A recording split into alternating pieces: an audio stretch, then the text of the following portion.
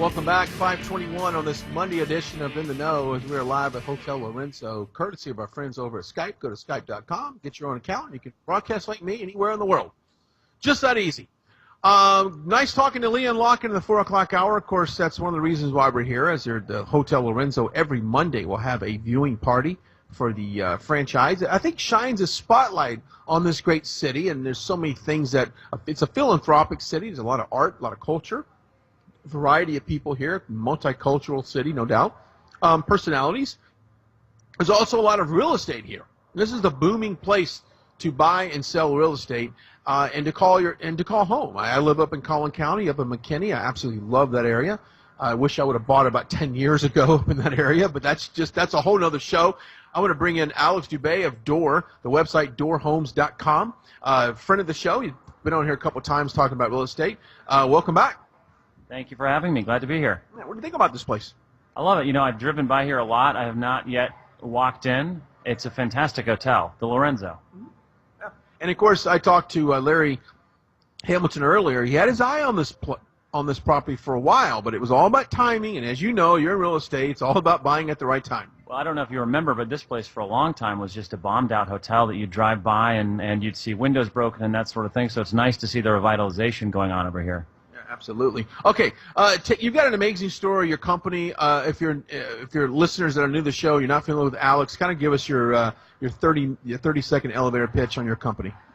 Yeah. So Door is a technology-enabled residential brokerage. We don't charge a traditional 3% per side, 6% commission structure. We charge a flat $5,000 paid at close, regardless of the price of the home. You know that your habits have changed when you're buying or selling a home. Almost all buyers now look online when they're looking to buy a home. And so we give you back money if you buy a home with us. On a $500,000 house, for instance, we'd give you back $10,000. You'd save $10,000 selling that same home. And we give a complete professional service, so you have a dedicated agent. And our agents close, on average, about 7 times as many transactions per year as a traditional agent. So it really de-risks the process. You get a much better agent for a lot less money at Door because we use technology to make things better. I love it. Of course, this idea all came about because of a transaction your mom went through. And I think whenever something hits you personally, you go, oh, wait a minute, there's an idea there. Let's walk through that. She's kind of become our unofficial Door mascot, I like to say now, because, she sold the house where we'd grown up. We'd lived there about 20 years. And when she sold it, she paid a little over $53,000 in commission. And keep in mind, she'd bought the house, she'd paid the interest, taken the risk, paid the maintenance, all that business. She paid $53,000, which I just thought was a crazy amount of money. But the kicker for me was she didn't get a thank you note or a bottle of wine. And I really don't think I'd be sitting here today if she'd gotten a simple thank you note. I just thought that was so ungrateful. Yeah, I would agree with you on that. And I think that's a lot of money you just you gave somebody. I mean, of course, like you said, you took the risk, you took the investment, you did all that. And so the idea of having your company came about. How long have you guys been doing this? Well, I was going to say, needless to say, we now send thank you notes to all of our clients. But we launched back in 2015, and crazy this year, we've grown very quickly. We're going to probably be up about 400% over last year. But we had 6 employees at the beginning of the year. Now we have 22. So all of our agents are employees rather than independent contractors. But we've really grown this year. Yeah. So when you get an employee come over to your side of the world, what's the first thing they say to you when they figure out your business model versus what they came from? Well, I think there are a couple. There are kind of 2 sides to that coin. One is a lot of the folks that we've hired are great people, and I always like to say our model is I want to find a great person, hire them, and train them to be an agent at Door, regardless of whether or not they had a real estate license before, because I think a lot of times people with real estate agent license prior to working at Door, they have preconceived notions of what the model should look like. Now, that being said, about 3 months ago, and I think this is largely due to our awareness in the marketplace, it was kind of like a switch flipped, and we get a lot of job applications now from real estate agents who are practicing in the independent contractor model. And I think that's because we offer a much better job. We pay them better than what they make most of the time out in the traditional real estate agent world. Alex Doubet joining us on the show. The website is doorhomes.com. So when you wrap up a transaction and you get that homeowner's kind of response, it's what? Well, I think the ones that have sold a home before tend to say, holy cow, thank you so much. I just saved a boatload of money that really took me a long time to earn. I mean, if our clients have saved an average of $12,000 in the life of the company per client. So anyone who uses Door, chances are pretty good they're going to save north of $10,000, a lot of money. And we track really closely something, and for any entrepreneur out there, I think it's a great metric to track, something called an NPS score, a Net Promoter Score. And we're really big on making sure that people promote our business. Referrals for just about any business are a gigantic piece of the equation, but for real estate businesses in particular, it tends to be almost a majority, if not a majority, of your business is going to be driven just by referrals. So we want to make sure that we have a lot of promoters out there for our business.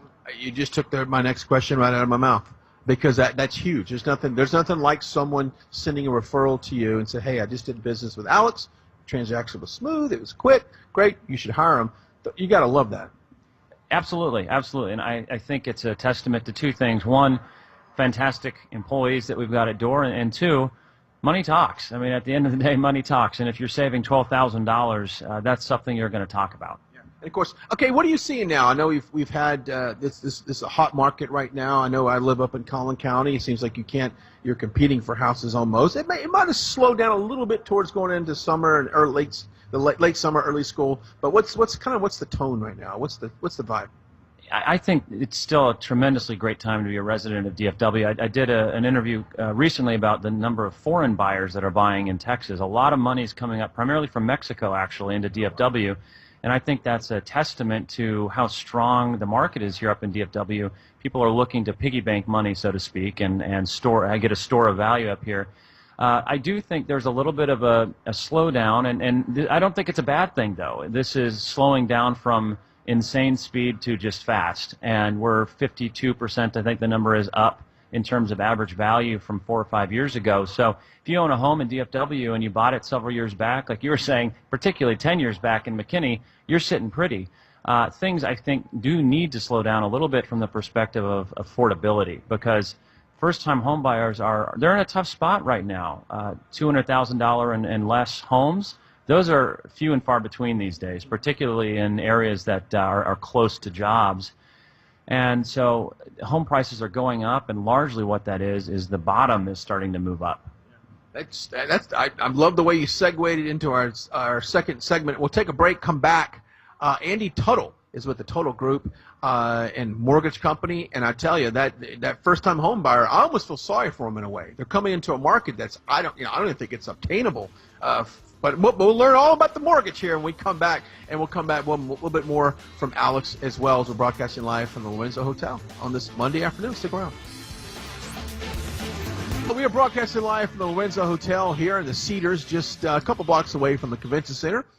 Thanks to our friends over at Skype. Go to Skype.com, download start your account today. Getting ready for the season 2, episode 2 of the Real Housewives of Dallas. We had Leon Luck on in the 4 o'clock hour. That was a great conversation. And a part of all that stuff is the homes. And Alex Doubet of Doors, website doorhomes.com. We're talking about real estate. I would imagine that's a big part of the show, is seeing all these homes and all these mansions and things like that. But the first thing you got to get is a mortgage. You just got to get a mortgage. And I know, and I'll tell Andy Tuttle, who's up next, the Tuttle Group, and the website is thetotallgroup.com. I got to tell you, my last house I bought, I went on these .coms. It's a true story. And I put my information in, and I waited, and then someone got back to me, and I filled out some more paperwork, and long story short, I almost lost the house because the selling agent said, look, dude, if you don't go to this mortgage company right now and get an approval letter, this deal's off the table. And thank God I bought it in a market that it wasn't as hot as it here, or I probably wouldn't even made it to the table to have the conversation. They would have left me behind. But getting your mortgage straight and get all your docs up front, that's very important. I'm going to bring in Andy Tuttle. Welcome to the show. Thanks so much for having me. And I would just say, Brian, that that is one of the biggest deals we see right now. Is a lot of people get just a basic pre-qualification. They don't even send in any of their documentation, and then they want to present this letter to a realtor. And if the realtor's got to look at that letter where nothing's been verified versus a pre-qualification where it's all been verified, or better yet, a pre-approval where it's actually been underwritten. The ones that are fully pre-approved or even pre-qualified with everything reviewed, those are the stronger offers. So you're right. You got to get your documentations up front and really make sure you got your best foot forward. Yeah. You and Alex were actually having a conversation in the break about a gentleman that was buying a house and kind of having, he had the income, he had the mortgage, but he wanted to take advantage of some of the special offers that are out there. I know VA is one of them, right? Yeah, he was a defense contractor. He'd been in the military his whole life. He made $500,000 a year. He had $2 million in the bank, but he wanted to buy through his VA, which is 100% financing. And so some in the community, some realtors in the community will look at that and say, well, that's not as strong of an offer. But it is a strong offer. He has the money to put down, but it makes sense to, like out to Alex's point, you could pay 3% for a realtor, but why do that on a $500,000 home if you can pay $5,000? Same with the VA. He could put 10, 20, 30% down, but why do that if you don't have to and you can still fit in your budget? Makes a lot of sense. Of course, let's talk rates real quickly. I mean, rates still historically low. I remember the last house I bought. You guys are going to laugh at me here in a second. 6.75. I was getting a heck of a deal. You really were. I got in this business when the best rate was 9% and you paid 2 points to get it. So on top of your normal closing costs on a $250,000 loan, you're paying an extra $5,000 on top of that. That'd cover Alex's whole fee, and that was just to get the mortgage. And now, you know, you're in the low 4s, high 3 range, back and forth over the last couple of months. I will say we're a 0.5% higher in rate this time. We're a 0.5% higher in rate now than we were this time last year. It's projected to be another 0.5% higher this time next year. So it's a good idea to look, if you want to buy a house, the price is right, the rates are right, get in now. Yeah, and I think it also is personal service. I know that with you guys, it is about knowing the buyer, knowing the loan, getting to really doing your due diligence on making sure they get the right loan for them. Back in the day, it seems like, and Alex, you guys can agree, your dog could get a loan, could get a mortgage back in '08. And as a matter of fact, I applied for my dog for a loan. It didn't work. But I mean, was that flexible? Nowadays, it's tightened up a little bit, but as long as you have your paperwork involved, you get the income, you can do it, right? Yeah, you can do it now. I mean, I always tell my clients, pre-financial crisis, if you could fog a mirror, you could get a loan. In fact, we used to have wholesale lenders come to us, and some of the flyers that they would have, you literally breathed on it, and it would show you the terms. So it was a whole different environment back then. Yes, now you have to get your documentation together, tax returns and pay stubs. There are some niche loans if you can't prove that and you just need to do bank statements. But at the end of the day, it's better this way because now we don't have buyers that shouldn't be buying, and so that means right now we have good pent-up demand on the market, which means we shouldn't hit another bubble. Excellent point. Excellent point. And I would think that as long as you have the income, now credit score, and I know I get asked that a lot on this show. We talk about credit. What are you looking at credit score? I mean, you're talking about 720 and above, or can you get for 620 and above? How does that fall in? Yeah. So for conventional loans, if you want to get the best rates and the best terms around, to do that, they typically want a 740 credit score. Now, you can get conventional loans under that, but if you want to get the best terms, that's the score you're shooting for. But that's why FHA is around, because with FHA, you can have bumps and bruises. You can have low 600s on your credit score. Typically, 620, we go down to 600, but for a lot of lenders, it's 620. Either way, it's a lot lower credit score, and you get exceptional terms and great rates with that, too. What's the debt-to-income ratio have to be? What do you look at percentage-wise? Yeah, so a couple of things. Conventional likes a 36% back-end debt-to-income ratio. That means with all of your monthly debts that you have on your credit report and your house payment, it wants to be 36% of your income, so $10,000 a month, no more than $3,600 in total monthly debt. But there are exceptions to that. Conventional loans really, once you get above 43%, that's when you get into trouble. With FHA, 45 up to 50% debt-to-income ratio sometimes to help you qualify for that loan. There you go. Andy Tuttle joining us. The Tuttle Group, the website, thetotalgroup.com, talking mortgages, and we just talked to Alex Doubet, and we'll kind of pull him in a second as well. Which market, which size right now is really popular? Like houses 350 and under? I mean, what's really flipping? Really anything, and I'd like Alex's point on this as well, really anything under $500,000 right now we're seeing hot. Obviously, between 300 and 400 is very hot. Under 200 is ridiculous, but it's challenging to get that because these buyers want to go in and they're getting beat out by cash offers. That's what we're seeing. Alex, I think, would speak better to that. Yeah, I mean, if you have a house that's under $200,000 and it is on the market for more than 30 minutes, something's wrong.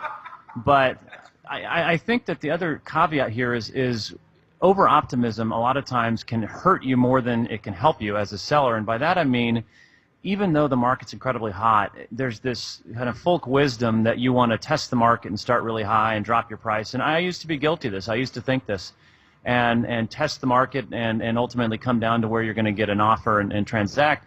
That usually ends up biting you. It's strange, but when you do that, you start to have kind of damaged goods. You're sitting on the market and people think, what's wrong with that home? So everything in our experience has been you want to price correctly, and you want to be in the kind of the average days on market strike zone. And if you get outside of that, buyers start to get wary about your house.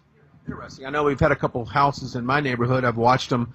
Prices have come down a little bit. Of course, I think they had unrealistic expectations of what the house was worth. That's just my opinion. Probably didn't have a guy like Alex to shoot straight with them. They had somebody else. But nevertheless, those houses adjust, I guess, to what the market will pay.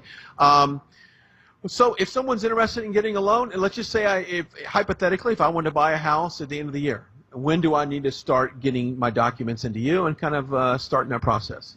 Well, to answer this question, and really to Alex's point and yours, here's the thing. People get unrealistic expectations on all sides, and one of the biggest reasons buyers do is they look online first, like Alex said, but the problem is they get all these champagne tastes. And then they go online and look at a mortgage calculator that doesn't put in taxes and insurance or doesn't put in Texas taxes and insurance, and they think they can afford a lot more home, and they get really disappointed when they're out in the market. So don't do that.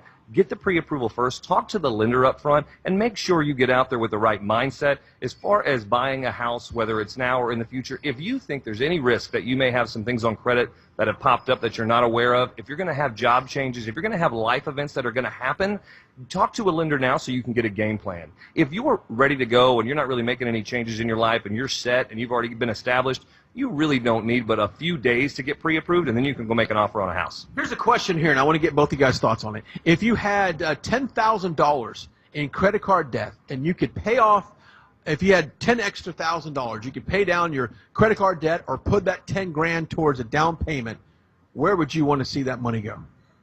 Well, for us, it does depend on the client, and we look at their whole situation. Generally, I say this. If you pay down, it depends where more of the payment is and what's going to create longer wealth for you. Typically, if you put $10,000 on a home, that's going to save you about $80 a month, maybe $70. You put $10,000 on credit cards, that may be $400, $500, $600, and now you can take that extra cash flow and start paying down other debt or saving. So we like that strategy best. Or it might bump your credit card, your credit score up a little bit. Yeah, definitely do that. What do you say, Alex? What's your thoughts on that? I would pay off the credit card in a heartbeat. You're probably paying up towards 20%. And I think the one in interest, So Andy already said it, but you'd save a lot of money and help your credit score. The one caveat might be if you have a $300,000 home priced at $200,000, you could put 10 grand down on that. I might go that route. There you go. See, I love having different perspectives. Once again, best website for you, Andy, if people want to get more information on your company. You can find out our approach to home loans, get all kinds of education from everything from wealth building to buying a house at thetuttlegroup.com. You guys do a little bit of everything, wealth buying. And then of course, AlexDoorHomes.com is a website for that. This has been fun. I can tell you, we got to take a break because I got to wrap it up. We'll wrap up this 5 o'clock hour as we're broadcasting live from the Hotel Lorenzo. I wish I would have put an offer on this 10-year. We got it pretty cheap. I think that's what Larry did. $10,000. I put my extra $10,000 in. That's correct. That was actually a question I got last week on the show, so I wanted to ask you guys. All right, we'll be right back. Give us a few minutes. We are live at the Hotel Lorenzo, just a couple blocks away from the convention center, courtesy of our friends over at Skype. Go to Skype.com, get your own website. Or get the website. We can get your website if you want it. Get your own account. You can broadcast like me. Great. We need a show within the show because we have some great topics in the break. I was talking about, we continue that conversation with, if you had $10,000, would you rather put it down on the down payment or pay off the credit card? Alex said, without a doubt, and Andy both agreed, pay off the credit card because chances are that interest rate's probably 20%. I always love it when you go to a department store, and I'll throw Target out there. I don't care. Target. And they'll say, would you like to open up a credit card today? And I'm like, no, thank you. Well, you can save 20%. I'm like, yeah, so you can save me 30% every month. I mean, who signs up for that? So that's the kind of debt I think that you don't really want, right? I mean, you want to stay away from credit card debt. Yes, and especially retail credit card debt, just from a credit perspective. Retail credit cards, as far as the credit bureaus calculate your score, are the worst kind of credit cards to have, and they hit your score the hardest. I don't want to hear that. So Alex, when you get ready to take on a listing, do you have a come to Jesus meeting with them as far as what their home is really worth? Because everyone thinks their home is worth the gold, and you got to say, well, your home may not be gold; it may be a really shiny silver. How do you have that conversation when it comes to setting the sale price? It might be silver or even a nice shiny piece of bronze, maybe sometimes. Yeah, I think our favorite seller is a reasonable seller, and a lot of people are very reasonable, particularly now because data is so much more available on the internet than it used to be, and you can look at his estimate, you can look at DCAD records, you can find a lot of sources of information, none of which are sale prices, undoubtedly, but they'll get you in the ballpark, and you can just there's a lot the information asymmetry is much less than it used to be. But there is undoubtedly a part of the job when you are running a brokerage that you have to have the discipline to say no, and we do say no. And it pains me. No one more so than me, but we do say no to sellers if they just don't get into the range that we think it'll sell, because it costs us money to take on a listing. We're paying for staging and the lockbox and the yard sign and the professional photographs and the MLS access, all of that. And we can't take on a listing if it's not going to sell. And frankly, we have not encountered an experience in which we take on an overpriced listing and it results in a nice client experience. It just results in combativeness between the seller and the brokerage, in our experience. Yeah, so you want it to be a good relationship. We can all agree on it. And at the end of the day, they want to sell their house. And, of course, you have a home buyer that wants to get the home of their dreams, and you just want it to kind of go smoothly without any type of hiccup there. Do you remember, and I always love to ask this question with guests, do you remember the first house you sold? I remember the very first house that we got as a listing. This was right shortly after we got Door licensed as a brokerage in late 2015. And on my running route from my house, there was a for sale by owner house. And this was literally the first phone call I made out of the Door phone system. I called this guy. His name was Will. He answered the phone. And he was like, I love the idea. Meet me on Saturday. And we listed the home. And that was our first home that we sold. And that I laugh now because I thought, wow, this is easy. You just make one phone call and you get the listing. And we came to learn, obviously, that is not the case. But I doubt I will ever forget that one. Andy, yourself as well. Do you remember the first mortgage and the first, closing deal that you guys had and that you felt pretty good? Well, I don't know if I remember the very first deal, but I do remember the first.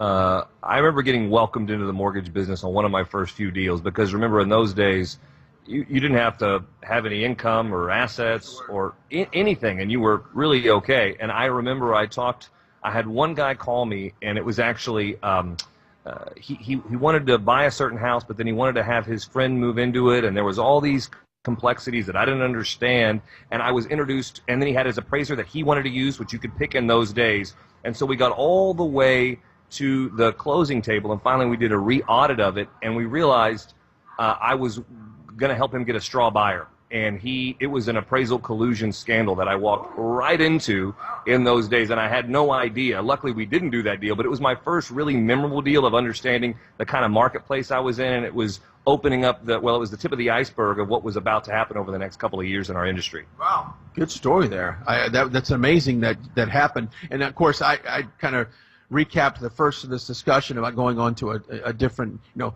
.com type. Would you call them a .com company, one of these internet-based that there's no personnel? I met with no mortgage person.